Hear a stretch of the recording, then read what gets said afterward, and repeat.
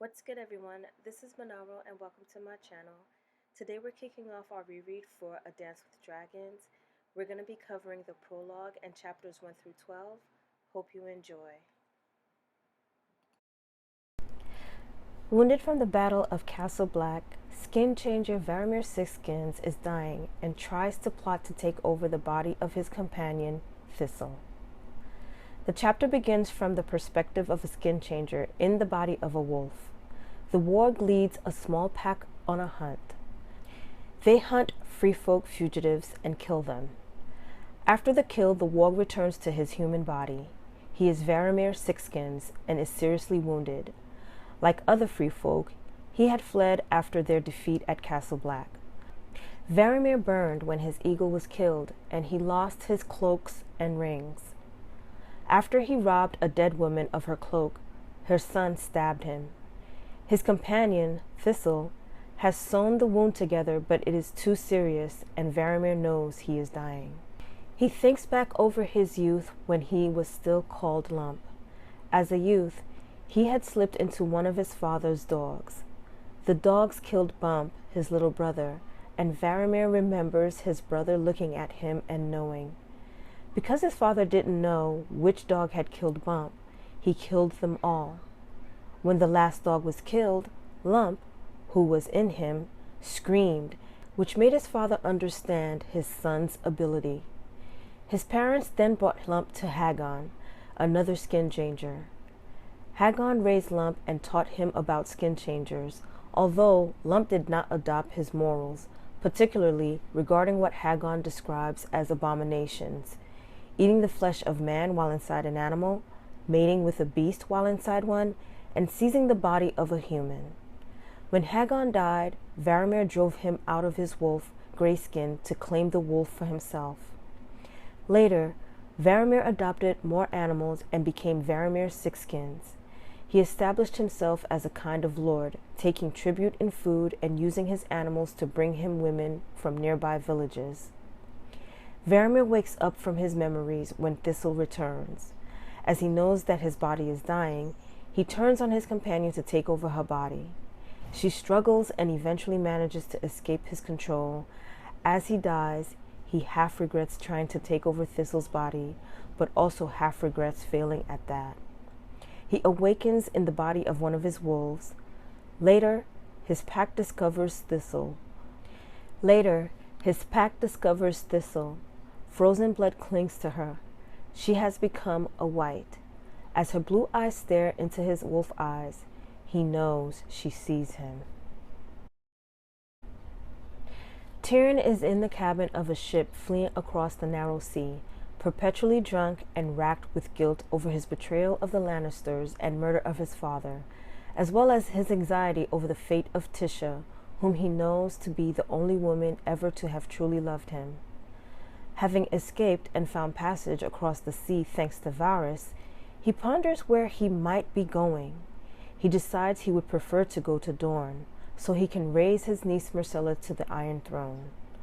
Once the ship reaches port, he is bundled into a barrel and smuggled off the ship, finding himself in Pentos in the home of Magister Illyrio Mopatis. Tyrion spends a day wandering around Illyrio's home, talking to his servants and plotting escape. He discovers a patch of poisonous mushrooms and picks them before passing out. He meets a courtesan of Illyrio's who has been assigned to him, threatening her before heading off to dinner with the Magister. He is eventually served a dish of mushrooms and contemplates whether Illyrio is trying to poison him, and whether it would not be best just to eat some and be done with it. Illyrio goads him before eating some of the mushrooms himself and asking Tyrion of his intentions. He informs Tyrion that Stannis is at the Wall and says that neither Stannis at the Wall nor Myrcella in Dorne is a viable candidate to support in the Game of Thrones. Mopatis claims that Westeros is in need of a savior from across the sea. When Tyrion asks who that would be, he replies, "A dragon with 3 heads." Daenerys, Queen and Marine, is delivered the body of one of her unsullied soldiers' stalwart shield. Stowalt Shield was visiting a brothel alone when he was set upon by the Sons of the Harpy, a secret society raised in opposition to Daenerys' rule and targeting her supporters for assassination, particularly ex-slaves. She orders an investigation but has little hope that the culprits will be found. She discusses her situation with Barristan Selmy. Her Dothraki are attempting to subdue the hinterlands of Meereen, while Brown Ben Plum is in the north, defending against a feared attack from Yunkai. Daario Naharis, whom she secretly loves, is in the east, attempting to make an alliance with the Lazarene. After leaving the dead man, she calls on her dragon Viserion, noting that all three of her dragons are growing larger and wilder. She dons a tokar and holds court. Skahaz Mokandak of the Shaven Head recommends that the great families of Meereen must be punished for the murders at the hands of the Sons of the Harpy. Resnak Moresnak, her seneschal, denies that the murders are connected to the great families. Daenerys hears an embassy from the new king of Astapor, Cleon, who is asking both for her hand in marriage and support in a war against Yunkai. She tells the ambassador that Cleon should feed his own people before marching out to war. The next petitioner is Hizdar Zolorak, a wealthy Meereenese noble who wants Dany to reopen the fighting pits of Meereen. She refuses him for the 6th time and ponders whether she should take him as a husband in order to solidify her rule over the city. She hears a number of other petitioners, including shepherds who are claiming that her dragons have devoured their sheep. Resnak sends them all away, promising they will be compensated for their loss. But one man remains behind. He empties out a sack of burnt bones on the marble floor. To her horror, Dany realizes they are not the bones of a sheep. They belong to a child. In Jon's dream, he sees through the eyes of his direwolf ghost, who is hunting in the woods somewhere south of the wall. In the dream, Ghost is aware of the presence of the other Stark direwolves, Nymeria, Shaggy Dog, and Summer. Jon is awakened from the dream by Jorah Mormont's raven. He resides in the old quarters of Donal Noy, since Stannis occupies the King's Tower and the Lord Commander's Tower was burned down. He reflects that Ghost knows that Grey Wind is dead, but his other brother wolves are still alive. His wolf dreams are becoming more vivid and more frequent, and he wonders if part of Bran and Rickon survived in their wolves. As Lord Commander of the Night's Watch, Jon heads off to treat with King Stannis, who has requested his presence. As Jon crosses the yard, he gives advice to sparring recruits and is challenged to a duel by Sir Godfrey Faring from Stannis' retinue, but ignores the challenge. On the steps up, he runs into Sam before finally arriving at the King's Tower. Stannis has been unsuccessful in seeking allegiance from the Lords of the North. The latest rejection letter is from Lyanna Mormont. So far, the only house to have declared for him is House Karstark. Stannis asks for gold from the Night's Watch to pay off Salador San. Jon recommends he take White Harbor for that, but Stannis dismisses its lord Wyman Manderly as fat and useless. With wildling refugees still seeking shelter south of the wall, they discuss Mance Rayder, whom Stannis intends to burn as a deserter, his wife's sister Val, and his child. Jon mentions that Gilly is acting as a wet nurse for her own child and Mance's, and that he plans to send her and her babe away south. Stannis approves once he learns that Gilly's child was born of incest. Stannis is demanding lands and castles from the Night's Watch. Jon has already ceded land in the gift and refuses to let him have the castles. He offers instead to have his own officers man the abandoned forts to command Stannis' men as a garrison. Stannis grumbles and threatens Jon before allowing him to leave. Melisandre, the priestess of R'hllor, follows Jon out from the meeting. Jon is wary of her, but she warns him not to refuse her friendship, saying that she has seen him in her visions. Underneath the wall, she tells him to be wary of foes behind his back, daggers in the dark. Jon assures her he is aware he has enemies in the Watch, to which Melisandre replies, "You know nothing, Jon Snow."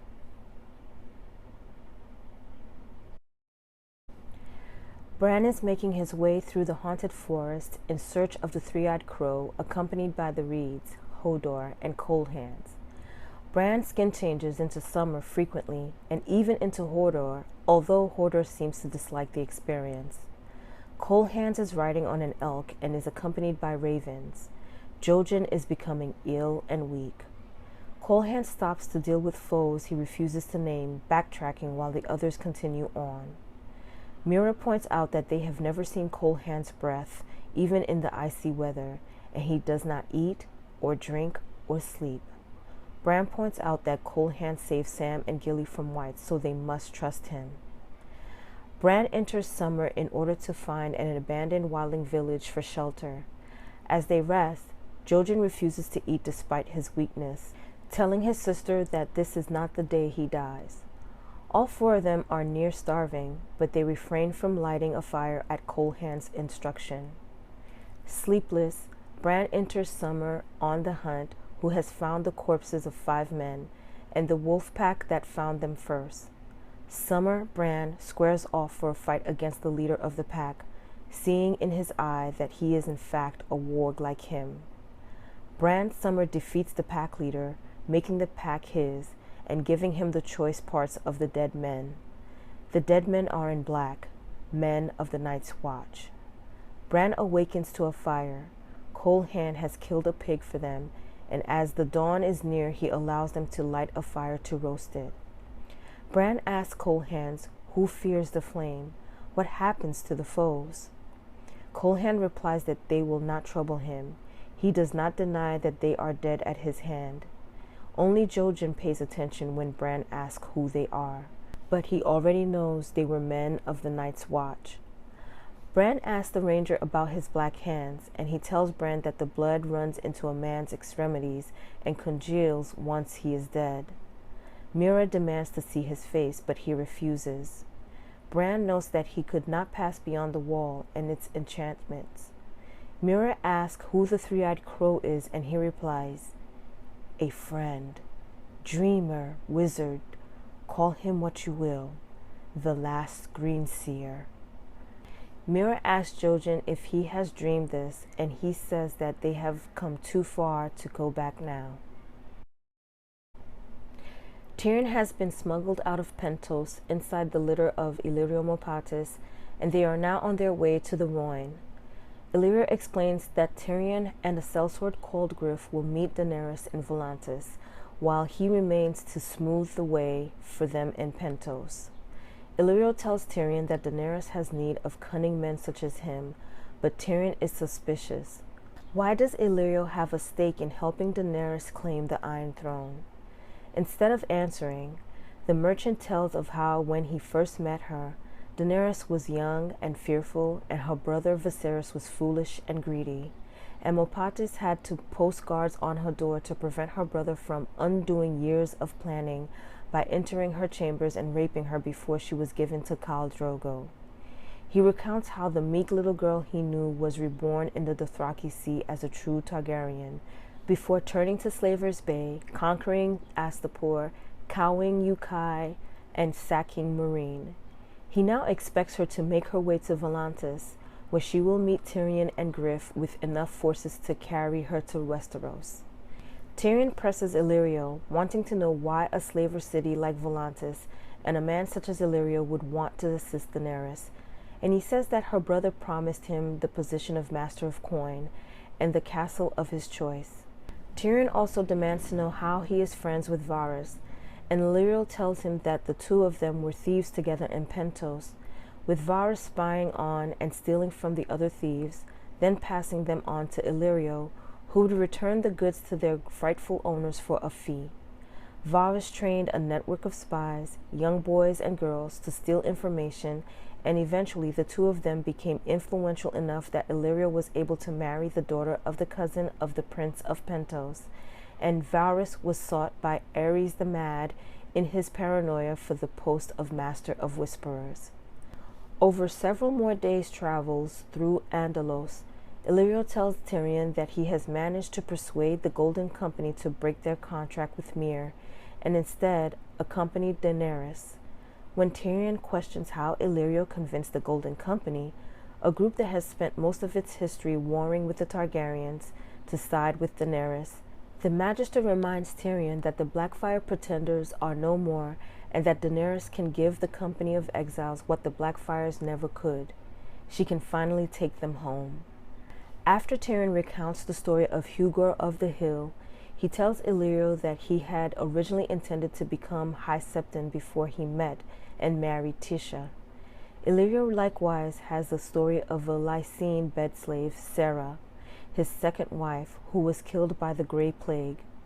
As they continue to travel, Tyrion's thought turns to Shae and to Tisha. Quentyn Martell, son of the Prince of Dorne, is in Volantis, disguised as a wine cellar servant.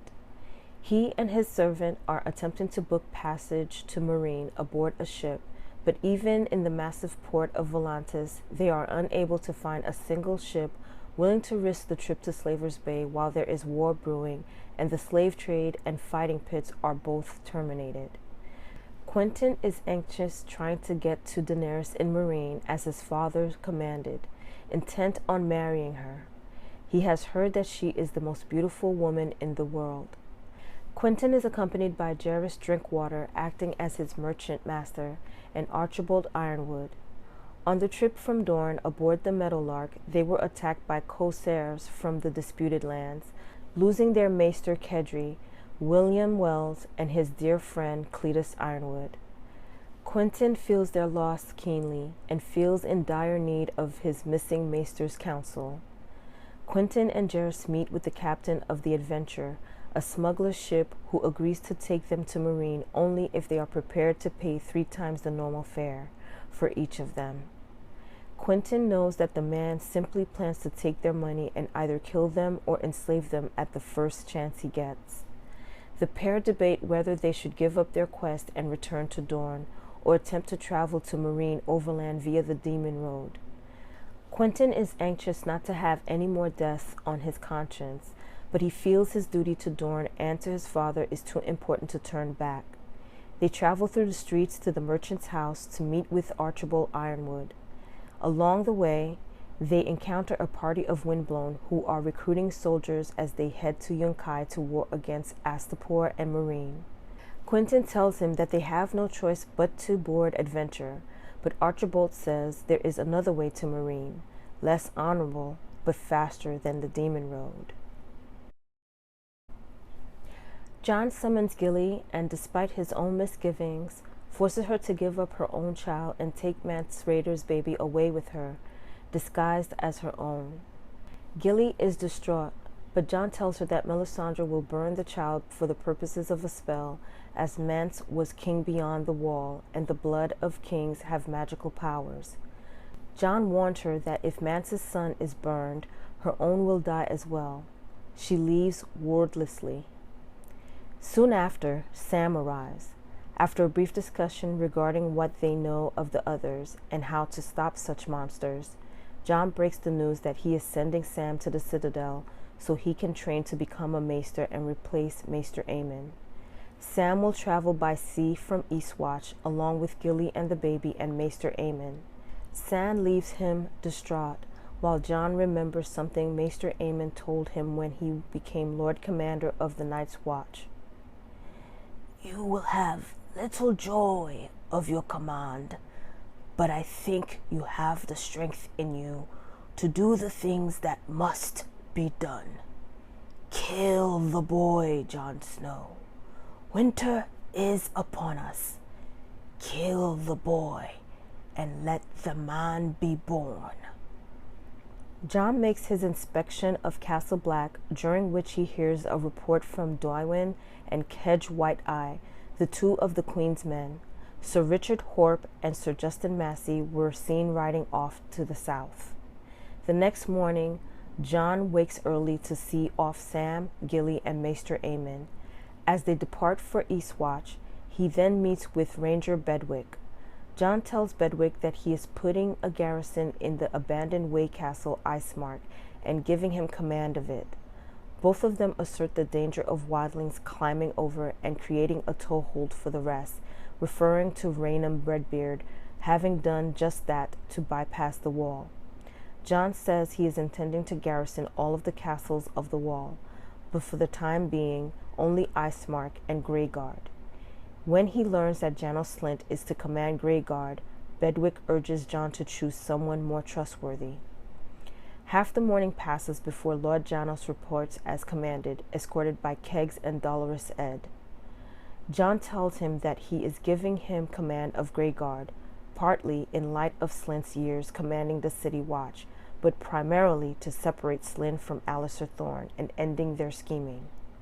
But Slynt curses him and storms out. The next morning, Jon finds Slynt breaking his fast in the common room and announces that he is giving Slynt one last chance to drop his spoon and report to the stables to depart for Greyguard. After Slynt refuses him again and mocks him in front of his men and Stannis' men, Jon instructs Iron Emmett and Ed to take Slynt to the wall and to hang him. As Slynt is being dragged out, Jon changes his mind and orders a block brought so he can behead Slynt himself with Longclaw. With his head on the block, Slynt desperately begs Jon for mercy. Jon refuses and carries out the execution. Watching from the steps of the King's Tower, Stannis meets Jon's eyes and nods briefly in approval. As dawn breaks, Tyrion awakes to find the litter has stopped. He meets Haldon Halfmaester and Sir Raleigh Duckfield, who take on supplies from Illyrio before leaving with Tyrion. Illyrio tells them that the dwarf's name is Iolo, although Tyrion, misliking the name, claims it is his name in Pentos, and his name is Hugor Hill. The pair tease Tyrion with tales of river pirates and the Shrouded Lord. Tyrion and Haldon test each other's book knowledge while Duck recounts the events that led to his knighting at the hands of Griff and his unusual name. They ride until they reach the Little Royne at Goyand Joy, where a pole boat, the Shy Maid, is waiting for them. On board are the boy, young Griff, and his father, Griff. The older man reads a letter sent to him by Illyrio, telling of Tyrion's murder of his father. Griff is mistrustful, and Tyrion is convinced he is no ordinary sellsword. He can read, and he is a knight, having knighted Duck himself. Tyrion promises to serve Daenerys Targaryen faithfully, but asks, "What if we should find the queen and discover that this talk of dragons was just some sailor's drunken fancy?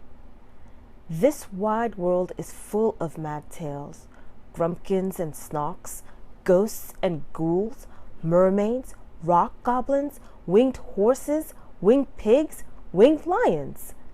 Griff tells him to guard his tongue or lose it. In the middle of a storm, Davos is marched before Godric Borrell, Lord of Sweet Sister, in his castle Breakwater at Sisterton. He was captured by Borrell's men while trying to find passage off the island to White Harbor. Salladhor Saan's fleet had been smashed by storms since heading south from the wall until Saan, frustrated by Stannis Baratheon's continual inability to make good on his promises, abandoned his cause, leaving his old friend Davos on Sweet Sister after Davos refused to journey south with him. Davos conceals this fact from Borrell, telling him that Saan has traveled south to raid the Lannisters at Stannis' command. Borrell informs Davos that Lysa Arryn is dead, and Tywin Lannister at the hand of his dwarf son. We also learned that a shipload of Freys have reached White Harbor, with its lord, Wyman Manderly of the White Harbor, having pledged his allegiance to King Tommen. The news dismayed Davos, but he hides his reaction and asks Borrell to help him get to White Harbor. Borrell tells of his meeting with Eddard Stark during Robert's rebellion. Ned was attempting to reach Winterfell so he could call his banners and join Robert's rebellion while avoiding Gulltown, which was loyal to the Mad King. Stark had arrived at the Three Sisters after crossing the mountains to the Fingers, where he convinced a fisherman to carry him to White Harbor. The fisherman drowned before passage, but the fisherman's daughter got Ned to the sisters. Lord Godric asserts that Ned left her with a bag of silver and a bastard son, whom she named Jon Snow, after Arryn. Borel's father decided to let Ned go on his way instead of turning him over to the Targaryens after telling Ned, "If you lose, you will never hear." Borel decides to let Davos go on his way instead of turning him in, just as his father did to Ned Stark. Davos echoes the sentiments expressed by Ned Stark and agrees to deny his presence in Sweet Sister if Stannis winds up on the losing end of the conflict. At Castle Black, Melisandre is preparing to burn Mance Rayder in a cage made out of wood from the hunted forest, despite Jon's pleas to King Stannis to spare him. At the sight of the cage, Mance's courage fails and he goes to his death begging for mercy, denying his kingship and his name, and shrieking of witchcraft. Melisandre burns the horn of Joramun as well, so that the wall can never fall. As the cage burns, Jon orders his bowmen to shoot Mance with arrows, a fitting end for a man of the Night's Watch. Melisandre proclaims to the assembled wildlings that Stannis is their true king, Azor Ahai reborn. Stannis draws Lightbringer, which is blindingly bright, and promises all who serve him food, land, and justice. The gates of the wall are opened, and most of the captive wildlings enter to kneel before Stannis, feeding the fire with fragments of weirwood, pieces of the old gods, to feed R'hllor's fires. Bowen Marsh thinks it is wrong to let thousands of wildlings south of the wall, and would prefer to seal the gates and let the wildlings defend the northern side.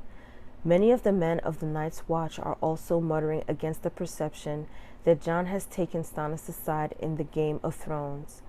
Jon denies this, but says that the outcome of the struggle is unclear following the death of Tywin Lannister. Jon shares a cup of wine with Clydas, telling him that Maester Aemon had shown him a passage in the Jade Compendium describing Lightbringer as both bright and fearfully hot. He notes that although Stannis' sword radiates light, it produces no heat. There have been more murders by the Harpy's sons on the streets of Meereen.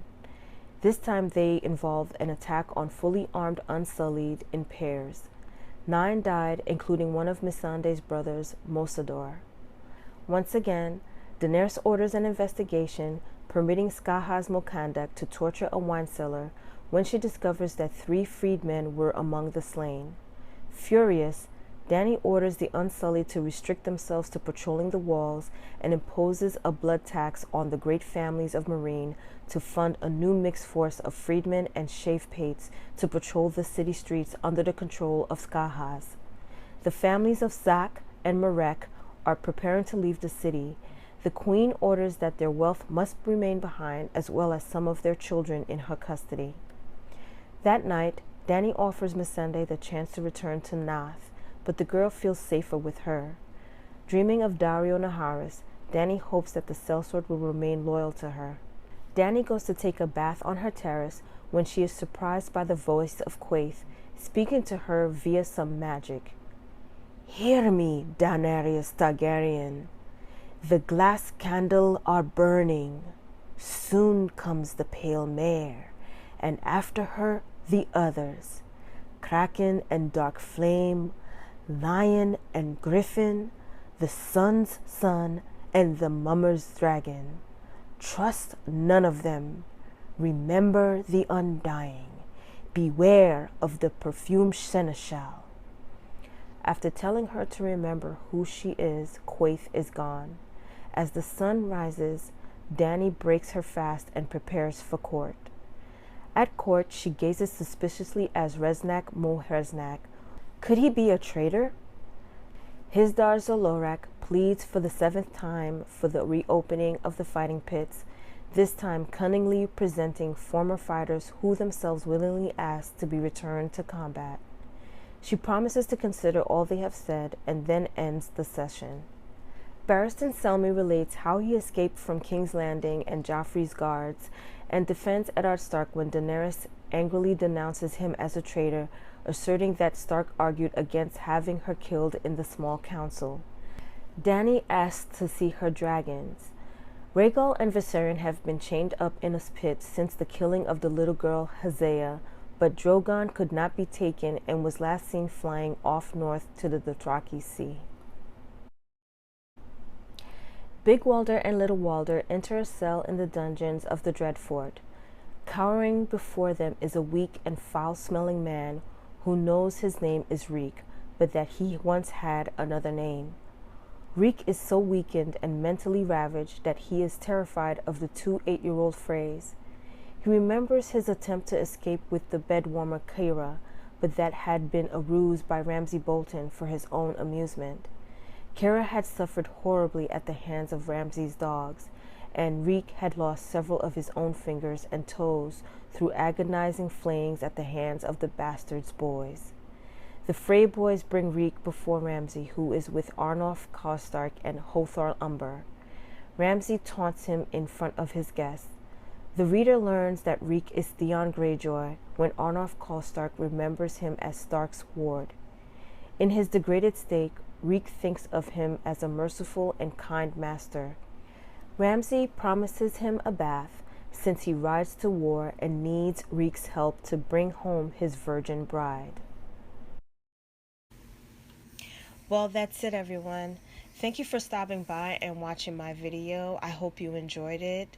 If you did, please give it a thumbs up and subscribe to come back for more. Again, thank you for watching.